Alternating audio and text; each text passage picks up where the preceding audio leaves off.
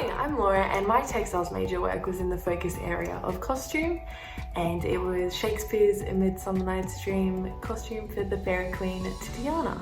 My focus area was costume, which therefore led me to research all my favourite plays and dramas, and I obviously landed on the beautiful A Midsummer Night's Dream by Shakespeare and wanted to make a gorgeous dress for the Fairy Queen Titania. As I wanted this costume to be worn in an outdoor setting, really it helped me develop the idea of incorporating the woodland setting and the colour schemes and the textures, which helped my overall design.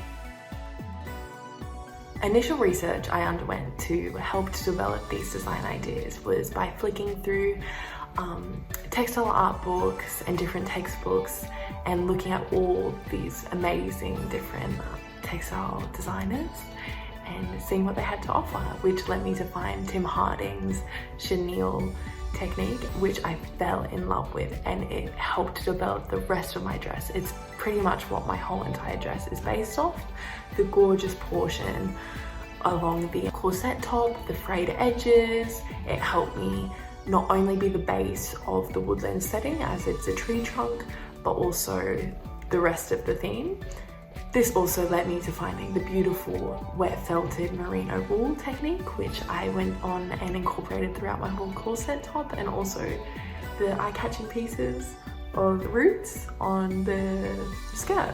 Producing the labelled sketches and the visual design development, my teacher helped in this process as she made an in-class assessment task that pretty much brainwashed us into doing it really early on, but this was great as I needed it, obviously, to develop my design, and I quickly noticed initially that a full wet felted skirt would not work for what I wanted it to, as I wanted it to be a functional costume, and that just wouldn't be ideal as you couldn't move. Also, they were ready to put in the portfolio later on when there was lots of theory work to do. I just cut them out and put them straight into the portfolio, which was great. The process of sourcing materials was actually quite fun. I made a vision board which really helped me decide what materials I wanted and what obviously colours I could get in these materials. So I did this by going to Bunnings, and I actually got the little paint swatches and made a vision board of these colours and textures. And then I really focused on researching what materials would be best for my intended purpose, as I not only obviously wanted them to be functional but aesthetic, which was especially crucial for my dress as I wanted it to be worn outside. Yeah, I wanted it to be elegant and eye-catching, durable, but also be fairy-like and whimsical. So yeah, I had to research this, and I fell on Duchess Satin, which was great in the end as it is durable, but also the luster of it is gorgeous under stage lighting. I did the same with the poplin cotton. Obviously, you don't want fabrics to fray, but I had to look up what fabrics would fray, as that's what you need for the chenille technique. And yeah, it came in plenty of colours and it worked out really well for me. Also, our teacher took us on an excursion for sourcing materials, which was really helpful. We went to a wholesaler in the city where me and all my classmates could go pick out our materials, which our teacher would also help us identify, and it also worked out a bit cheaper. Also, while sourcing materials, I kept an open mind. I really grabbed anything I could see, any texture and anything that was in the colour scheme. There weren't really many factors that determined where I was going to source my materials from. I sourced them all from second-hand shops, salvos, Vinnies, which not only is great for the environment, and obviously that goes along with my dress, but it stayed cheap and it was regularly available to me. So any chance I got, anytime I went out, anytime I saw one, I would go look in the sewing sections or even throughout the clothes and see if there was any beads on them or stuff I could use. The options grow times a million as there would be to just going to a spotlight. And yeah, it helped me develop new techniques and get new ideas, and also anything that was left over I could just donate to the school. I did all my experiments firsthand, which helped later on with theory as I would sew a little bit and then I would write up that step of the method, and then I would do the next, and then write up that step of the method. So yeah, it really helped minimize the bulk of the theory towards the end. I didn't have to backtrack and think about what I did, and also it was right there, so I could see the outcome of it, what about it was bad, what about it was good, and I could write my evaluation and justification on it. It was also for the markers, and I just stuck it right under the evaluation with double-sided tape, which I think was a really great option, and I would highly suggest it, as they can see firsthand also what went wrong and what didn't, and that you conducted the experiment and how well you did. My supporting documentation layout was not planned at the beginning. It just developed throughout the process, as did my dress. It was more towards the end where I really planned everything out, and I really wanted to also put time into how pretty my portfolio was, because it's just as important as the dress, and I also wanted it to be just as beautiful as the dress as well.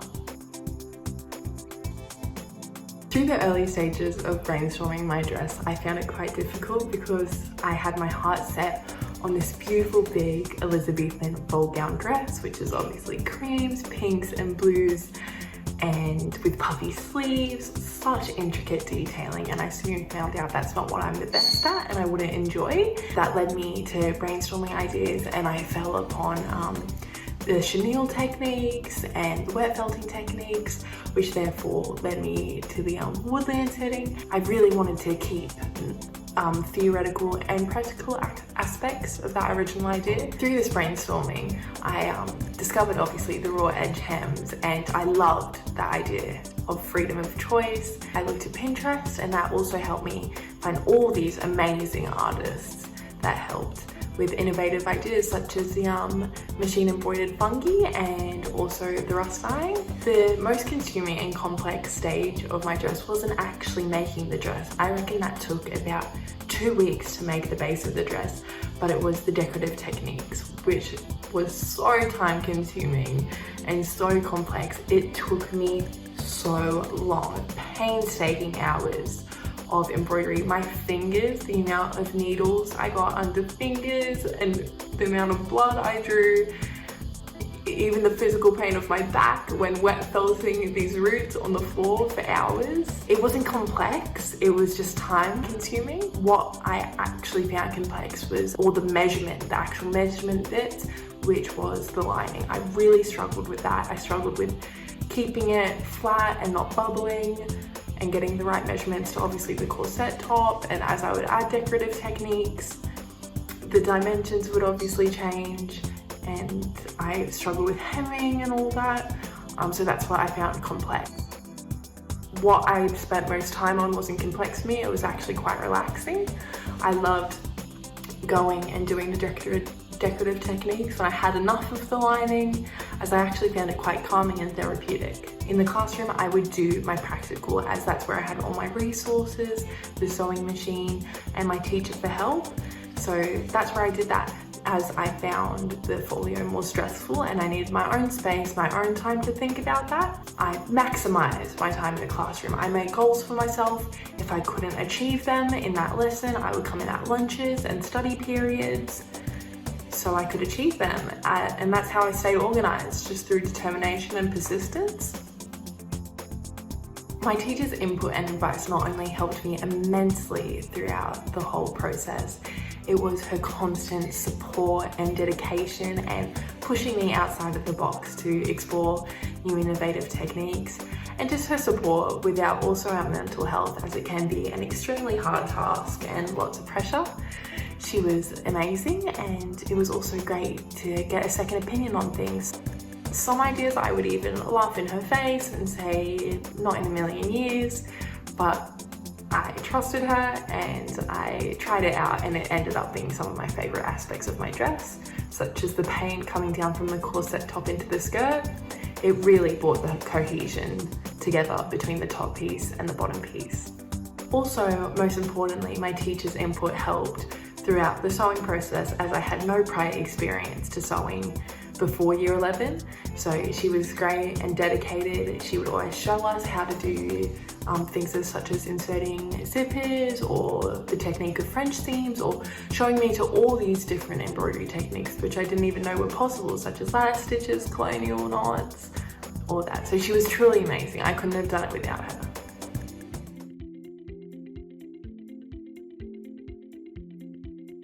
Unexpected production problems or mistakes that occurred during my major work was my lining. I really struggled with the measurement. So I did like my base dress first, then my decorative techniques.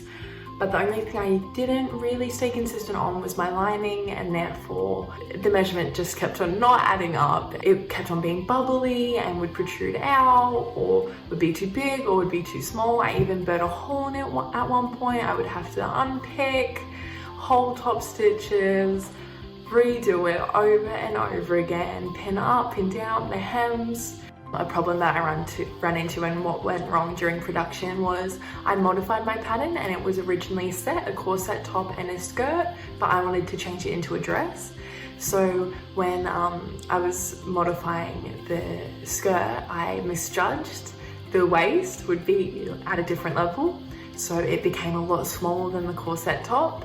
And I also discovered this a bit further into the process. So I had to cut out little squares and insert pieces of fabric to widen the waist so it would fit to the corset top, which isn't ideal, but it ended up working out just fine.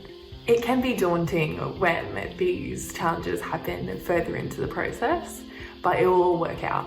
When things go wrong in the major work process, it requires problem solving, and I absolutely think this leads to even more development in your design, especially in my case. The other thickness of my chenille on the Duchess satin often caused little pulls and tears in the Duchess satin, but therefore I could just go over them.